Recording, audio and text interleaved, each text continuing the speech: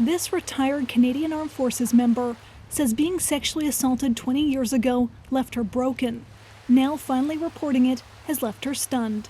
I feel misled, I feel let down, I feel robbed of the justice that should happen as a result of this investigation. She asked us to keep her identity confidential to avoid jeopardizing an ongoing HR process. Earlier this year, she filed a complaint against a now senior officer.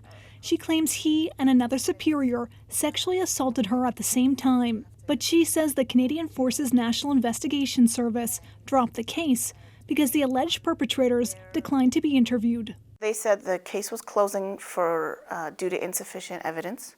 The only evidence that they have is my testimony. So why are you asking people to come forward on historical cases if you're not going to do the work to really get to the bottom of it?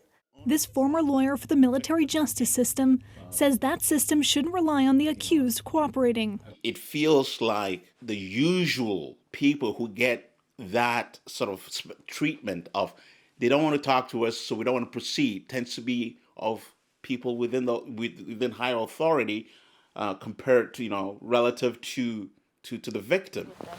That's why some wish their cases would be passed along to civilian investigators.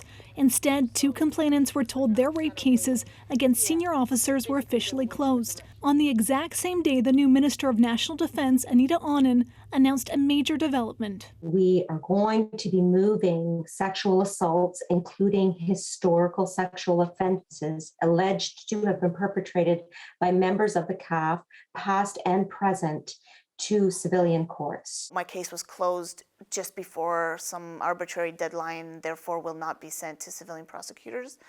I will feel robbed of a second opinion that I think that I deserve. Okay, so Ashley, how many cases were closed around the same time as that announcement? Well, Andrew, despite our requests over the past 3 weeks, the Provost Marshal's office won't say how many cases it closed in the days before that announcement and the weeks that followed. They say it takes time to analyze those numbers, and the focus right now is on preparing to transfer cases to civilian authorities. But the office did say there's nothing stopping military members from filing a new complaint with civilian police. The complainants, though, said that they aren't satisfied with that answer because it means starting back at square one, and it puts the onus back on the victim. Okay, thank you. Ashley Burke. Thank you.